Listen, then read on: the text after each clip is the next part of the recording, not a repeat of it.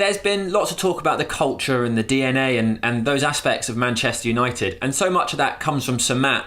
But what were the values you learned and you saw embodied in Sir Alex that have become the things that we think of when we think about Manchester United? I think you see the culture side of things is about the work ethic, the demands, the hours that you have to put in, and sometimes they're hard and long, but they're normal. The normal hours. You've got to put the time in. You've got to think about what it really means. What does it matter to people that Manchester United are winning and playing well and achieving something? And I think most of all, you want to go on that journey again. It's like anything can happen at Manchester United. Anything. It has that scope. It has that feeling of everything's achievable.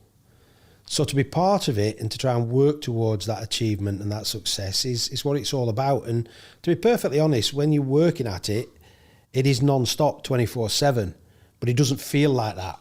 It only feels like that when you're not doing it, when you come out of it. And that is how I felt about the place. It's a great working environment. It's great to win. But I think what's instilled in you, and particularly through Sir Alex, was that hard-working, winning mentality. And how do you get there? Because that just doesn't happen. Mm-hmm. It's just not, how do you get that out of a team of people? What individuals can make that happen, and then combining it as a team to achieve something. And like I say, go on this journey of success. And it's difficult. It is really difficult to get that consistency and what have you, and repair slight damages that have happened along the way. It's never a smooth journey, but it's an interesting one.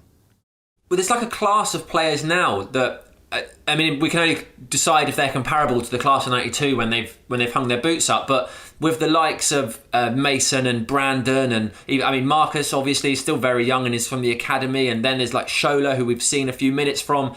Do you think there's a group there, especially when you add the likes of Dan James, it's a very young group of players that could go on to have that kind of success? That's terrific when you can introduce a young player and all of the excitement that it gives them, but also it gives excitement to the people coming to watch. Everybody wants to see something fresh and vibrant and new and with expectation. Everybody wants to see that because it's infectious. And I think people can relate to that, because for the people that come to support and watch Manchester United, they want to be that person. They actually are living it at that moment in time, that this 16-year-old, 17-year-old football player is actually out there with their idols in a way, and I think it's a fabulous moment. For me personally, it's, I tend to forget how old some of these guys are, because I just take it for granted that they're Manchester United players. As soon as they put on that shirt and they wear that badge, they're Manchester United. And really, it's just the start of their journey. It's just that moment in time, they get the opportunity to play. And I think when you do cross over onto that football field at Old Trafford, you have to leave something behind. You get that feeling that if it's a tackle, if it's a header, if it's a goal, if it's been sent off, and that has happened to people on the debuts, people resonate with that type of person. Not everybody has a great debut, but not everybody has a poor debut neither. It's just you leave something on that football field where people go away and talk about it. I just get a real good feeling about giving somebody that opportunity to. It's over to them. You recognise something, and you feel the experience a coach has to have is when. When do you actually feel the time is right? Because a 16, 17-year-old boy who's playing regular football in the 23s is suddenly thinking, I can do that. I can play in the first team. It's all I should be, that type, and that's good.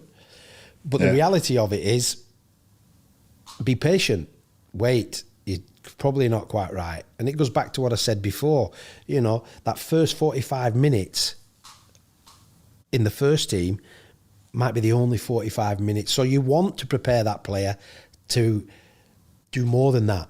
You want him to really leave something on that football field which says, right, we've got one here, we need to nurture that, we need to bring that on, and we need to use all our experience to give him that opportunity again and again and again. So I think, I don't look at it as an individual, I look at it more of, I want them to do that. I want them to be able to experience what the likes of Marcus Rashford's felt when he first came in. I saw a video of Marcus Rashford yesterday afternoon, funnily enough, and I think it was put out by the club. I don't know how old it was or whatever, from the academy and then through to his first team. And I'm looking at Marcus Rashford and I'm going, wow, what a young kid. What a kid with this smile, this enjoyment, this laughter, this, you know, coming through, really starting out to make progress and what have you. And that's what you want. But you want that to stay. You want that to stay with them. Every time they play, I really enjoy playing. I really have a smile on my face because they've worked hard to get there. It's harder to stay there. But what I'm trying to say is, it's there for you. Enjoy it. You know, under the pressures, under the spotlight, just bring it all out. Do you know what I mean? Show your character, show your personality. It isn't a burden. It really isn't.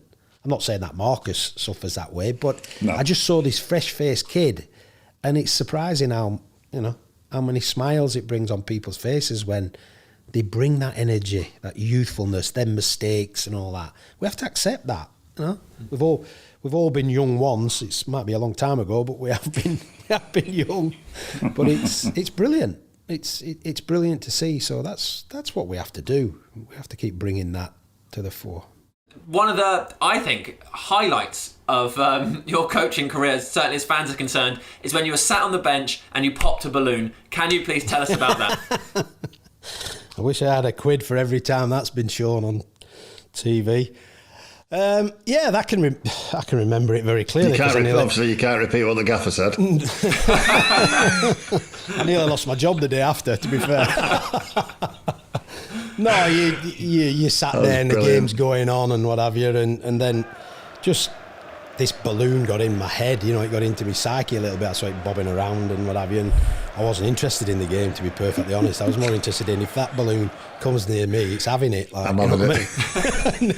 And it did, it found its way to me. I picked it up, I popped it. Everybody else was watching the game, and all of a sudden everybody's jumped, nearly had a heart attack. The gaffer's going berserk, and it's sort of, I'm like laughing. I'm actually laughing, sitting there, the game's going on, and I'm thinking, what's all the fuss, what's all the bother? I've just popped a balloon. And it was only till after I realised, you know, the enormity of it, really, that everybody jumped. Everybody thought something had gone on. Brilliant. But no, it was funny. It was very fun. Well, I thought it was funny, and others probably didn't at the time. But I think everybody can agree that it was very funny. It's still not. And I live to tell the tale, and I'm still in the job. Exactly. So. Yeah.